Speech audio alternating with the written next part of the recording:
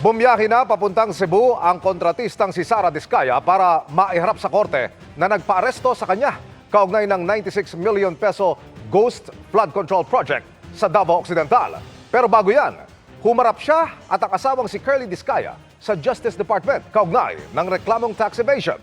Nakatutok si Sandra Aguinaldo.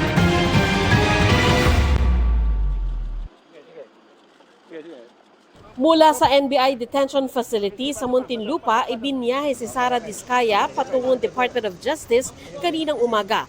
Nakatalukbong, nakasuot ng bulletproof vest at nakaposa si Sara habang bantay sarado ng mga NBI personnel.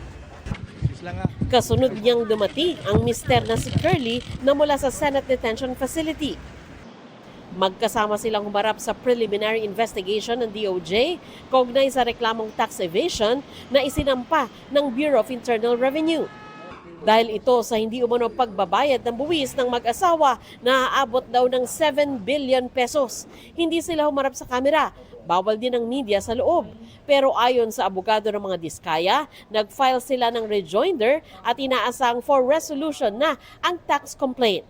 Kinakailangan po na siya ay dumating dito kasi panunumpaan niya po yung kanyang rejoinder do sa tax evasion case before the prosecutor. Now, the case is submitted for resolution. You can expect that by next week, we will have the resolution out already.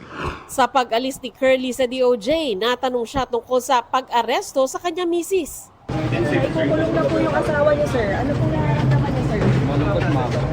Paano po sir yung mga anak ninyo? Yun nga eh. Matapos nito, dinala si Sara sa NBI headquarters sa Pasay City. Doon na siya naghintay ng oras para sa kanyang flight sa Cebu. Kailangan kasi siyang iharap sa korte sa Cebu para ipaalam sa hukuma na nahuli na ito. Arestado si Sara sa bisa ng warrant of arrest para sa mga kaso kaugnay sa Ghost Project sa Davao Occidental na nagkakahalaga ng 96 million pesos. Pero mula sa Davao, inilipat ang kaso sa Lapu-Lapu City sa Cebu. Ayon sa Supreme Court, kailangan gawin ito alinsunod sa utos ng korte na magtalaga ng special court para sa flood control anomalies. Para sa GMA Integrated News, Sandra Aguinaldo, Nakatutok, 24 Oras.